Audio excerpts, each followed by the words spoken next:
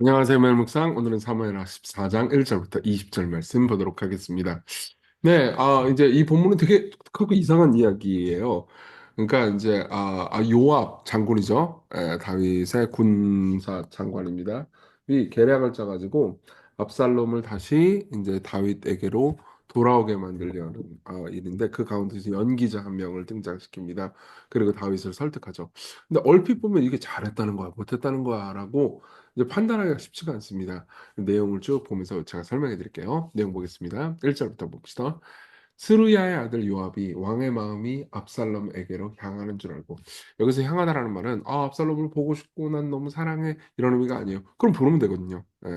근데 압살롬을 향해서 너무 불붙는 고통, 그러니까 아들이니까 죽일 수는 없지만 그럼에도 불구하고 막 암론을 자기 몰래 그러니까 암살해 버렸다라는 이 모든 것 때문에 또 분노가 있었던 거죠. 그러니까 징계를 하자니 또 그것도 또 다른 지역에 있으니까 또 사랑하는 마음이 아예 없진 않을 거고, 그리고 그 가운데서 자기가 저질렀던 모든 이제 성적인 그 나쁜 죄가 얽혀 있다라는 사실 때문에 괴로워하면서 이제 통치가 제대로 안 되는 거예요. 요압 입장에서는 아씨 왕이 저렇게 딴 데다 신경 쓰고 분노하고 그러면 안 되는데, 그래서 그냥 해결해 버리자라고 마음을 먹은 거죠. 그런 상황에서 이제 압살롬을 다시 데리고 오려고 하는데 연기자를 한 명 구합니다. 드고아의 사람을 보내 거기서 지혜로운 여인 하나를 데려다가 그에게 이르되, 청하건대 너는 상주가 된 것처럼 상복을 입고 기름을 바르지 말고 죽은 사람을 위하여 오래 슬퍼하는 여인같이 하고 왕께 들어가서 그에게 이러이러하게 말하라고 요압이 그의 입에 할 말을 넣어주니라. 그러니까 이제 여인 하나를 데리고 와서 상복 입게 해가지고 이제 슬퍼하게 하고 그리고 연기를 시킵니다. 드고의 여인이 왕께 아뢰을 때 얼굴을 땅에 대고 엎드려 이르되, 왕이여 도우소서 하니, 이제 그때 당시 이제 왕이라 하더라도 이렇게 과부의 처량한 신세에 대해서 듣고 이렇게 해결해주고 재판장처럼 구는 이 행동하는 것은 미덕이었습니다. 그래가지고 이제 과부가 이 왕에게 오는 거죠. 왕이 그에게 이르되 무슨 일이냐 하냐 대답하되, 나는 진정으로 과부니이다. 남편은 죽고 이 여종에게 아들들이 있더니 그들이 들에서 싸우나 그들을 말리는 사람이 아무도 없으므로 한 아이가 다른 아이를 쳐 죽인지라. 예. 여기서도 아들 한 명이 다른 아들을 죽였습니다라고 이야기를 하는 거죠. 이거 다윗이 경험한 거랑 똑같은 경험이죠, 그렇죠? 예, 암논을 압살롬이 죽인 거죠. 근데 사실 이게 차이가 있긴 해요. 어떤 차이냐면은 과부는 이제 우연히 죽은 거예요. 실제로 이렇게 우연히 죽은 경우에는 정상 참작을 할 만한 이유가 됐습니다. 그러니까 1급 살인인 거지, 은 아닌 거예요. 의도성을 가지고 있으면은 1급 살인, 그러니까 살인인 거 아시죠? 그렇죠? 우리나라 법에서도 의도성이 없고 그냥 우발적으로 죽였다 그럼 과실치사라고 부릅니다. 근데 이제 이 경우는 과실치사인데 어쨌든 간에 묘하게 헷갈리게 말한 거예요. 온 족속이 일어나서 당신의 여종 나를 핍박하여 말하기를, 그의 동생을 쳐 죽인 자를 내놓으라. 우리가 그의 동생 죽인 죄를 갚아 그를 죽여 상속자가 될 것까지 끊겠노라 하오니, 그러한즉 그들이 내게 남아있는 숯불을 꺼서 내 남편의 이름과 씨를 세상에 남겨두지 아니하겠나이다 하니. 근데 친척들이 다 나서가지고 이렇게 했다는 거예요. 이 저기 쳐 죽인 살인자 아들 요놈 내놔라. 우리가 죽여버리겠다. 그래서 그냥 끝장내버리겠다. 그 저기 뭐 상속도 못 받게 하겠다. 이렇게 얘기하는 거예요. 그러면 이건 진짜 슬픈 일이죠. 엄마 입장에서는. 아니 자기 아들 하나가 다른 아들을 죽였는데 이것도 끔찍한 일이잖아요. 사실 이 모든 것이 우리가 가인과 아벨 이야기를 떠올리게 하죠. 그렇죠? 근데 어쨌든 간에 그렇다고 그래가지고 이 저기 뭐냐 죽인 살인자까지 죽여버린다. 그러면 과부 입장에서 자기 아들이 다 죽는데다가 그 아들이 죽는다는 것은 이제 자기의 미래도 막막해진다는 거였거든요. 그래서 왕이 여인에게 이르되 네 집으로 가라. 내가 너를 위하여 명령을 내리리라 하는지라. 야, 해결해 줄게. 그 뭐 죽이지 못하게 해줄게. 그렇게 이야기를 해줍니다. 그러니까 불쌍했겠죠 왕 입장에서도. 드고아 여인이 왕께 아뢰되 내 주 왕이여 그 죄는 나와 내 아버지의 집으로 돌릴 것이니 왕과 왕에는 허물이 없으리이다. 왕이 이르되 누구든지 내게 말하는 자를 내게로 데려오라. 그가 다시는 너를 덜 건드리지도 못하리라 하니라. 그러니까 뭐라고 그러냐면 왕께서 어떤 판결을 내리더라도 왕은 무죄하십니다. 왕이 최고입니다. 이렇게 아부를 한 거예요. 그러니까 왕이 뭐라고 그러냐면 네 아들 건드리는 놈 내가 다 죽여버릴 테니까 신경 쓰지 마라. 이렇게 얘기를 해주는 거죠. 그러면서 여인이 약간 선을 넘습니다. 한 발 더 나가요. 여인이 이르되 청하건대 왕은 왕의 하나님 여호와를 기억하사 원수 잡는 자가 더 죽이지 못하게 하옵소서. 내 아들을 죽일까 두렵나이다 하니 왕이 이르되 여호와께서 살아계심을 두고 맹세하노니 네 아들의 머리카락 하나도 땅에 떨어지지 아니하리라 하니라. 그러니까 무슨 말이냐면 지금 여기서 죽이려고 하는 사람은 다윗 입장에서 다윗 자신에게 대응되죠. 그리고 이제 죽임을 당할 만한 살인자 아들 있죠. 예, 자기 다른 형제를 죽인 아들. 이거는 이제 압살롬에 대응하겠죠. 그러니까 자꾸 압살롬을 떠올리게 할 만한 이야기를 여인이 계속해서 하는 거예요. 근데 어쨌든 간에 죽이지 않겠다, 보호하겠다 이렇게 얘기를 하는 거죠. 여인이 이르되 청하건대 당신의 여종을 용납하여 한 말씀을 내 주 왕께 여쭙게 하옵소서 하니 그가 이르되 말하라 하니라. 예. 하나만 더 여쭤보겠습니다. 그래 말해라. 여인이 이르되 그럼 어찌하여 왕께서는 하나님의 백성에게 대하여 이 같은 생각을 하셨나이까? 이 말씀을 하시므로 왕께서 죄 있는 사람 같이 되시면 그 내쫓긴 자를 왕께서 집으로 돌아오게 하지 아니하심이니이다. 이쯤 되면은 진짜 압살롬을 생각 안 할 수 없게 만들어 버리죠. 그렇죠? 진짜 선을 넘습니다. 근데 어쨌든 간에 왕으로 하여금 다윗으로 하여금 괴롭게 하는 거죠. 예. 그렇죠. 실제로 다시 돌아와라라고 말할 마음이 없는 건 아니에요. 다윗 입장에서는. 근데 이제 분노 그런 것들이 너무 있는 거죠. 우리는 그리고 이제 14절에 결정타를 냅니다. 우리는 필경 죽으리니 땅에 쏟아진 물을 다시 담지 못할 같을 것이요 나 하나님은 생명을 빼앗지 아니하고 그 방책을 베푸사 내쫓긴 자가 하나님께 버린 자가 되지 아니하게 하시나이다. 그러니까 이런 거예요. 어차피 인생 한 번입니다. 그리고 남은 사람이라도 잘 살아야 되죠. 그리고 이게 그래서 암논이 죽었잖아요. 어떻게 하겠어요?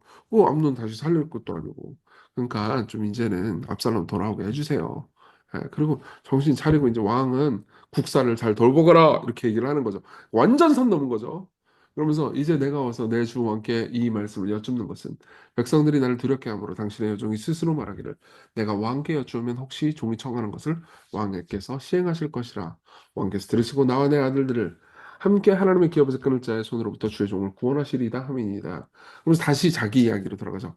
아니, 그러니까 뭐 제 아들 남은 하나 아들 죽여지 않고 살리려고 하는데 이 왕께 직접 가가지고 상소하면 들어주시겠지 해가지고 이야기를 해드리는 겁니다. 그럼 다시 이제 한 발 쭉 빠지죠. 아주 교묘하죠. 아주 교묘하게 계속해서 이제 압살롬에 대해서 생각하게 만듭니다. 그리고 17절 당신의 여종이 또 스스로 말하기를 내 주 왕의 말씀이 나의 위로가 되기를 원하는 나오니 이는 내 주 왕께서 하나님의 사자같이 선과 악을 분간하심이니이다. 원하건대 왕의 하나님 여호와께서 왕과 같이 계시옵소서 이렇게 얘기합니다. 그러니까 하나님께서 보통 용서하시는 하나님이시잖아요. 예. 하나님께서 이 왕이 그렇게 제 다른 아들을 그러니까 남은 아들을 죽이지 않게 보호하신다는 건 좋은 선택이십니다. 하나님과 비슷한 선택이십니다. 이렇게 얘기를 하는 거죠. 그러니까 이쯤 되면 이제 왕이 의심을 안 할 수가 없죠. 요 뒤에 누가 있구나. 이건 너무 압살롬을 생각하게 만드는 이야기거든요. 그래서 왕이 그 여인에게 대답하여 이르되 바라노니 내가 내게 묻는 것을 내가 숨기지 말라. 여인이 이르되 내 주 왕은 말씀하소서. 왕이 이르되 이 모든 일에 요압이 너와 함께하였느냐 하니 여인이 대답하여 이르되 내 주 왕의 살아계심을 두고 맹세하오나니 내 주 왕의 말씀을 좌로나 우로나 옮길 자가 없으리이다. 왕의 종 요압이 내게 명령하였고 그가 이 모든 말을 왕의 여종의 입에 넣어 주었사오니 사실대로 말하면 해요. 예. 그렇죠? 그러니까 아마 여인은 확신이 있었던 것 같아요. 사실대로 말해도 왕이 분노하고 자기를 죽이고 그러지 않을 거다. 사실 뭐 다윗이 또 좋은 성품의 사람이기도 하잖아요. 그죠? 이는 왕의 종 요압이 이 일의 형편을 바꾸려 하여 이렇게 함이니이다. 내 주 왕의 지혜는 하나님의 사자의 지혜와 같아서 땅에 있는 일을 다 아시나이다 하니라 하면서 이제 아부를 하고 말습니다. 자, 그다음 어떻게 되는지는 이제 우리가 내일 보겠지만은 여기까지 내용을 보면서 그러니까 우리가 도덕적 판단이 쉽지가 않을 거예요. 왜냐면 지금 요압이 잘하고 있는 건가? 어, 이 여인이 잘하고 있는 건가? 잘하는 것 같기도 하고, 그죠? 왕이 정신 좀 차려야죠. 그리고 압살롬 언제까지 저 외국에 있도록 놔둬요. 예. 자기 다른 아들 죽인 거는 죽인 거지만 또 이제 뭐 그다음 삶은 또 살아야지. 산 사람은 그런 생각이 들잖아요. 예. 자, 우리 좀 적용을 하면서 생각해 보도록 하겠습니다. 실제로 이 이야기가 지혜로운가? 그러니까 이 이야기의 여인과 이 요압은 지혜로운 사람들인가? 이걸 한번 생각해 봅시다. 당연히 좀 그러니까 이런 거죠. 목적을 성취하는 것이 옳다라고 생각하면 지혜로운 거죠. 그렇죠? 요압은 결국은 자기가 원하는 목적들을 성취해냅니다. 예. 그리고 그 과정 전체를 섬세하게 대화를 통해서 이 연기자 여인도 잘 해내죠. 그죠? 하지만 결국은 이 모든 것들이 파국으로 끝납니다. 나중에 우리가 보겠지만요. 압살롬이 다시 돌아와요. 예, 돌아오지만 진정한 화해는 이루어지지 않고요. 결국 반역해버리게 되거든요. 압살롬이. 예. 그리고 다윗은 이 모든 가운데서 그러니까 과부하의 대화에서 거의 끌려다니죠. 예. 통치하기보다는 그냥 반응만 하고요. 군림하기보다는 그냥 동의만 계속해서 합니다. 그리고 무엇보다 이게 나단이 다윗에게 온 이야기를 떠올리게 만들어요. 우화를 만들잖아요. 나단이 옛날에 인제 밧세바하고 간음하고 우리아 죽였을 때 나단이 와 가지고 우화를 만들어 가지고 다윗 스스로 깨닫게 만들죠. 근데 그때는 지금 이 이야기하고 되게 비슷하잖아요. 이 여인이 와 가지고 우화를 하나 그 자기 이야기인 것처럼 얘기하면서 왕을 생각을 바꾸게 만들잖아요. 거기에 대해서 윌리엄 블레이크라는 학자가 이렇게 얘기해 줍니다. 나단의 비유의 목적과 드고아의 지혜로운 여인의 목적 사이에는 엄청난 차이가 있었다. 나단의 비유는 감정에 대항하여 왕의 양심을 일깨우도록 설계된 반면 요압의 사주를 받은 드고아의 여인의 비유는 양심에 대항하여 그 감정을 자극하도록 설계되었다. 예, 그렇죠. 사실 이 모든 것들이 파국으로 끝났다는 측면에서 결국은 대단히 어리석은 결정이었던 거죠. 예.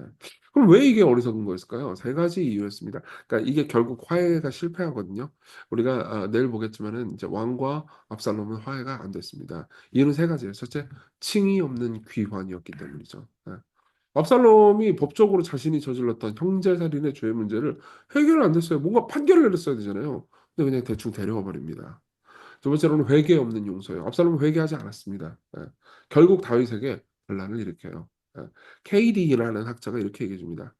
거짓 용서가 얼마나 쓴 열매를 맺는가. 나중에 진짜 고통스러운 열매를 맺게 됩니다. 세 번째 변화없는 회복입니다. 압살롬은 돌아왔지만 돌아와 가지고 다시 인제 복귀는 했지만 결국 달라지지 않습니다. 진정한 화해는 관계의 물리적 복원이 아니고 내면이 진짜 서로 사랑하게 되는 거죠. 이걸 통해서 하나님께서 우리와의 관계를 맺으실 때 어떻게 이 모든 것을 해결하시는지를 다시 묵상할 수가 있어요. 하나님께서는 칭의를 하십니다. 법적인 문제를 해결하세요. 십자가로 해결하시죠. 그렇죠? 그리고 반드시 회개를 용서하십니다. 여러분 회개하셔야 돼요. 예. 하나님께 죄를 짓고 나서 회개치 않고 계속해서 관계를 맺을 수 있을 거라고 생각하지 마십시오. 그건 오해입니다. 그리고 세 번째 변화를 추구하시죠. 십자가를 통해서 하나님은 죄를 얼마나 미워하시는지를 보여주셨습니다. 그 죄를 해결하기 위해서 아들을 죽이실 정도였으니까요. 예. 그리고 이 모든 걸 통해서 우리가 진정한 하나님과의 관계, 그리고 진정 문제를 해결하는 지혜가 무엇인지 알 수 있죠.